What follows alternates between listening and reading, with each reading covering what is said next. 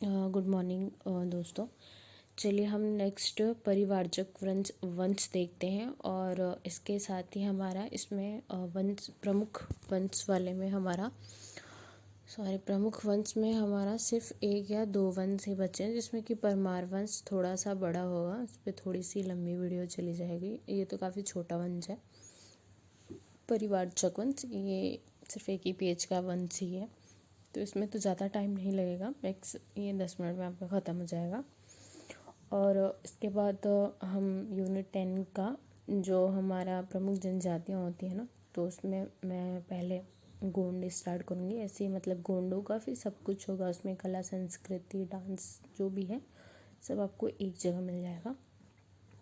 तो सॉरी मैं अभी एक दो दिन से सिर्फ एक वीडियो ही डाल रही हूँ, तो मैं यूनिट 10 स्टार्ट करूँगी। और तो चलिए स्टार्ट करते हैं। परिवारजक वंश, ठीक है। इनका टाइम क्या था? तो इनका टाइम था कि 500 से 600 ईस्वी में, ठीक। इनका क्षेत्र बुंदेलखंड था। आप यहाँ पे ड्राइंग भी बना सकते हैं बुंदेलखंड में, ठीक है।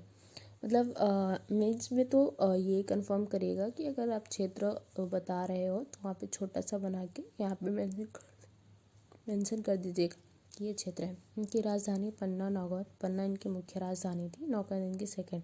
इनकी भी दो राजधानी थी, एक पन्ना एक नौगौर, ठीक है। उपाधि इन्होंने महाराज की धारण की थी। महाराज उनको बोलते थे जो सामंत होते थे, और महाराजा धीराज की उपाधि जो धारण करते थे वो स्वतंत्र होते थे। ये सामंत किसके हैं? गुप्त शासकों के ये सामंत हैं, ठीक है। क्योंकि ये अपने आप को गुप्त नृप राजभुक्तो कह रहे थे, इसलिए गुप्तों के शासक है, सॉरी सामंत है। और एक जगह से और पता चलता है कि ये गुप्तों के कैसे हैं, क्योंकि ये गुप्त संवत का प्रयोग कर रहे हैं अपने राज्य में। सॉरी, जो कि गुप्त संवत है चंद्रगुप्त प्रथम ने स्टार्ट किया था 319 ईस्वी में। 319 ईस्वी में गुप्त संवत किसने स्टार्ट किया है? तो चंद्रगुप्त प्रथम ने स्टार्ट किया। जानकारी के हम स्रोत देख लेते हैं। जानकारी के स्रोत क्या क्या है? तो एक हस्तिन एक शंकर छोप, दोनों इन्हीं के राजा हैं। इनका 108 अभिलेख मिला है, हस्तिन और शंकर छोप, ठीक है। इनका एक है खो अभिलेख जो कि सतना में है। यहाँ खो अभिलेख सतना वाला जो है वहाँ पे दोनों राजाओं के मतलब अलग अलग अभिलेख मिलते हैं। संचोब के भी, संशोभा के भी, और शंकर शोभा के भी, और हस्तिन के भी। तो देखो शक शोभा भी है और संशोभा भी है, तो मोस्टली ये संशोभा वाला काफ़ी फेमस है। तो खो अभिलेख कौन है? खो अभिलेख कहाँ मिलता है? सतना में। यहाँ पे दोनों के मिलते हैं, दोनों राजाओं के, शंकर शोभा और हस्तिन के भी। बुमरा अभिलेख जो कि सतना में, वहाँ पे भी हस्तिन और संशोभा के अभिलेख मिलते हैं। मझगवा में सिर्फ हस्तिन का अभिलेख मिलता है, यहाँ से संशोभा का अभिलेख नहीं मिलता। और बैतूल में सिर्फ संशोभा का अभिलेख मिलता है, हस्तिन का नहीं। ये दोनों याद रखिएगा। मझगवा सतना में हस्तिन और बैतूल में संशोभा। जबलपुर में दोनों के अभिलेख मिलते हैं, सॉरी दोनों के अभिलेख देते हैं। अब इनके हम प्रमुख शासक देख लेते हैं। तो इनके हैं एक सुशर्मन आए थे, जिनको हम एक ज्ञात शासक बोल सकते हैं। लेकिन इनका क्या था कि इन्हें अब याद रखिएगा कि इस वंश का नाम परिवारजक वंश कैसे पड़ा। जो सुशर्मन थे वो परिव्राजक थे, ठीक है। मतलब परिवारजक का मतलब होता है भ्रमणशील सन्यासी, तो ये भ्रमणशील सन्यासी थे, ठीक है। अब इसका पता हमें कैसे चलता है कि भ्रमणशील सन्यासी थे? तो जो खो अभिलेख है संक्षोभ के, वहाँ से पता चलता है कि ये सन्यासी थे। ये भारद्वाज गोत्रीय ब्राह्मण थे, और इन्होंने ये संपूर्ण सत्य और विज्ञान की 14 शाखाओं के ज्ञाता थे। बहुत बड़े ज्ञाता भी थे, और भारद्वाज गोत्रीय ब्राह्मण थे, और ये सन्यासी थे।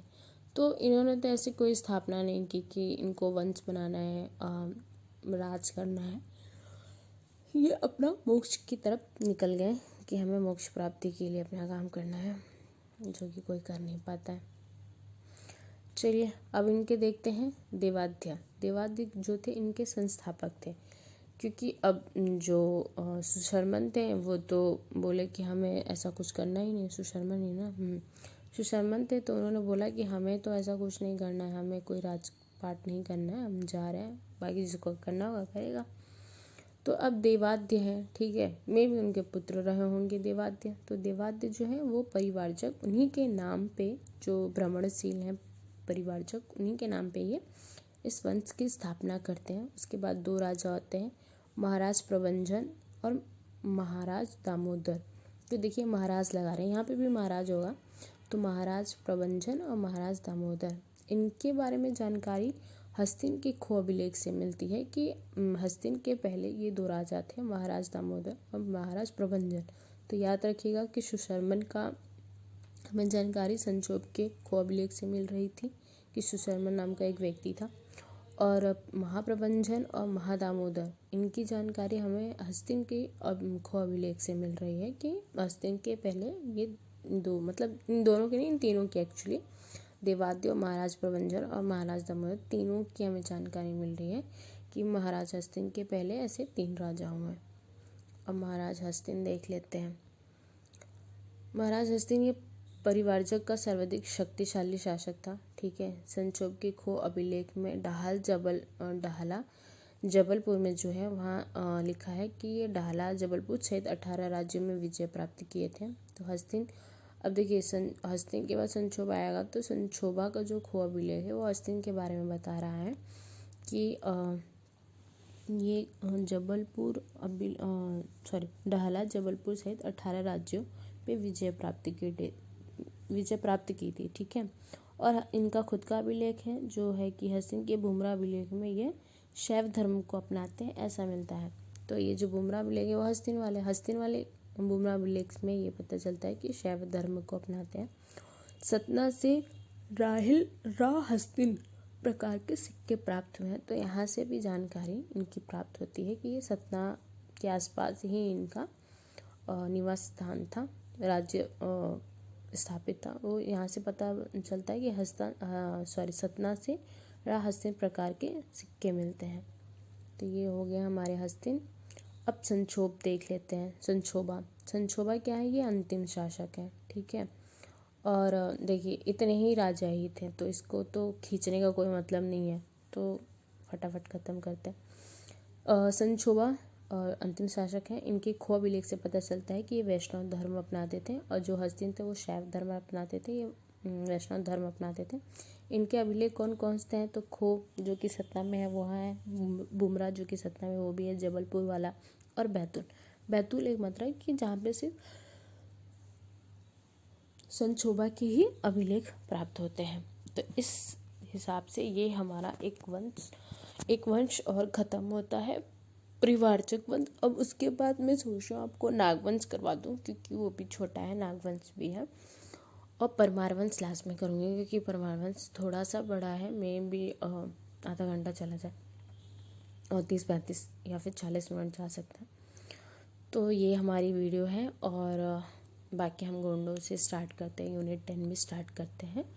और जेन्युइनली मैं बस आपको एक चीज़ बोलना चाहूँगी, आप लाइक कीजिए नहीं कीजिए, इट्स योर चॉइस, बट आप सब्सक्राइब ज़रूर कीजिए, क्योंकि यहाँ पे गुड क्वालिटी कंटेंट मिल रहा है। सेकंड, आपको अगर कुछ भी इसमें डाउट हो रहा हो, या फिर कुछ भी ऐसा लग रहा हो कि मुझे चेंज तो मैं क्या बोलूँ, मेरे पास जो अभी टूल्स हैं मैं इनके थ्रू ही ये सब मैनेज कर रही हूँ, तो मेरे पास कुछ ज़्यादा टूल्स नहीं है, तो जो है मैं उसमें ही कर रही हूँ। अगर इसमें थोड़ा कभी ब्लर हो जाता है तो उसके लिए सॉरी। एंड आप कमेंट कर सकते हो, तो मुझे अच्छा लगेगा आप लोग के कमेंट्स देख के। तो प्लीज़, उससे होता है ना कि आपको मोटिवेशन मिलता है कि ओके, मतलब जिनके लिए मैं कर रही हूँ उनको अच्छा लग रहा है, तो आप जो भी आपको लगता है कि आपको ये कमेंट करना चाहिए, या फिर कुछ चीज़ें नहीं दिख रही है तो आप बोल सकते हो, या फिर वॉइस में इशू है, या फिर कुछ भी है अगर, या फिर इन केस आपको कुछ और चाहिए कि मतलब बोल सकते हो कि आप इस पे भी वीडियो बना दो ऐसे करके, तो I definitely I make it. So please यार कमेंट वगैरह कर दिया करो, ताकि मुझे अच्छा लगे बेसिकली, कि मैं कमेंट देखती हूँ तो मुझे खुशी होती है कि ओके इन्होंने कमेंट किया। तो चलिए मिलते हैं, मैंने 10 मिनट कर ही दिया ताकि ये वीडियो छोटी ना हो। तो चलिए मिलते हैं नेक्स्ट वीडियो में। Okay, bye bye.